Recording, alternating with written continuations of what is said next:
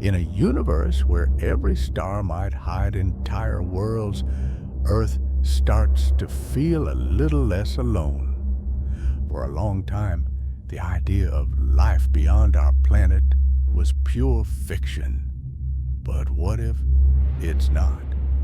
Today, we explore two distant planets that challenge what we thought we knew. Worlds orbiting faraway suns, with deep oceans, strange atmospheres, and maybe, just maybe, signs that we are not alone. If you enjoy this kind of content, hit that like button. It helps us reach more curious minds like yours. And if you're new here, make sure to subscribe. Here, we look up at the sky and wonder what might be looking back. The future of humanity might lie among the stars. If we truly desire it, interstellar travel could be within our reach during our lifetime. But what would be necessary to construct a starship? Why haven't we found evidence of vast galactic civilizations? Are remnants of one-planet societies scattered throughout our galaxy, as Elon Musk suggests? And is it really such a monumental challenge to colonize distant star systems? Recently, there's been some fascinating talk about groundbreaking technologies for space travel. From the momentum-defying M-Drive to the Wormhole, from Interstellar and the Alcubierre warp drive, some ideas seem downright futuristic. We'll get to the last one in a bit, but let's be clear about something.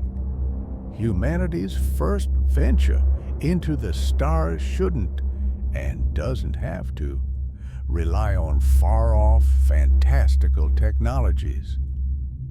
Our initial starship could use technology we could realistically develop within our lifetimes. I am being hopeful, but not unrealistic.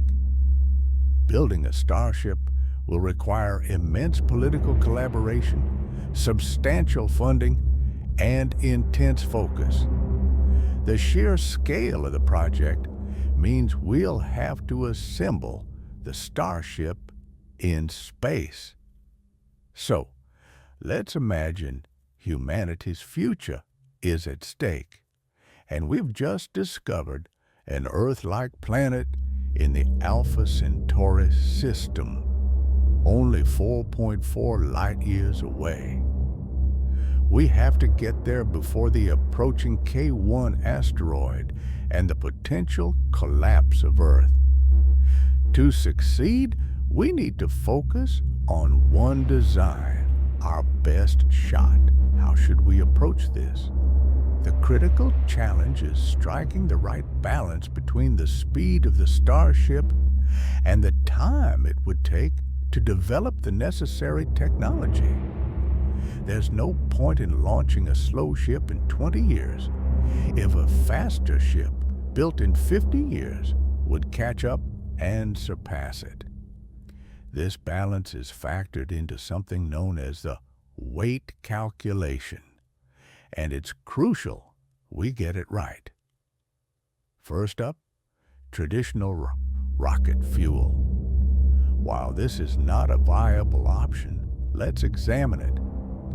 The Apollo 10 rocket, which holds the record for the fastest manned spacecraft at nearly 25,000 miles per hour, would take over 120,000 years to reach Alpha Centauri.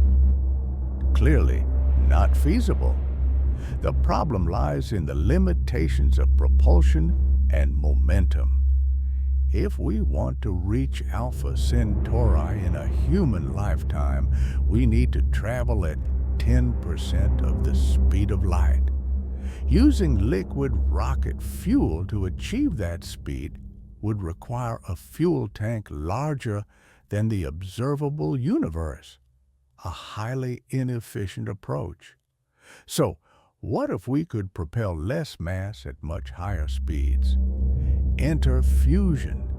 Instead of massive amounts of rocket fuel, we could harness the power of fusion, directly converting rest mass into energy, just like the sun.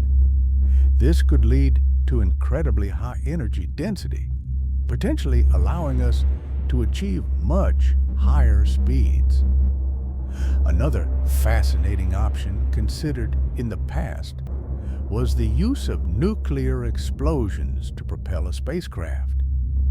The Orion project explored this idea in the 1950s and 60s, where nuclear bombs would be detonated behind the starship to accelerate it. While this could get us to Alpha Centauri in about 44 years, slowing down would require using half of our fuel, making the one-way trip take about 90 years. However, this technology is one of the most achievable in the near term, as we already know how to build nuclear bombs. Looking beyond this, fusion propulsion, whether through pulse explosions or continuous fusion reactions, offers a sustainable option. This technology could get us beyond 10 foot of light speed, but is still in the early stages of development. For even higher efficiency, we could explore antimatter propulsion. When matter and antimatter collide, they annihilate, releasing a tremendous amount of energy. This could allow us to reach speeds of up to 5C, making the trip to Alpha Centauri just 9 years long. The challenge here is that antimatter production is incredibly difficult and expensive. But if we could scale it up, antimatter rockets could be a game changer. Alternatively, imagine traveling without carrying any propellant at all. With a light sail, we could sail on a beam of light, powered by a massive space laser. This option, although more theoretical at the moment, could achieve speeds of the speed of light. The laser would need to be immense, potentially built on the moon, and the sail would need to be made of materials like sapphire. This concept is scalable and could one day make human space travel feasible at remarkable speeds.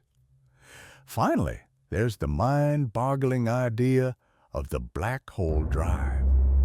This engine would harness an artificial black hole made from light, known as a Kugelblitz. The energy released by the black hole's Hawking radiation could propel a spacecraft at significant fractions of the speed of light. While this technology is incredibly distant and would require immense power, it represents one of the most exciting possibilities for the future of space travel. So, what's the fastest option for the stars? If we need to go,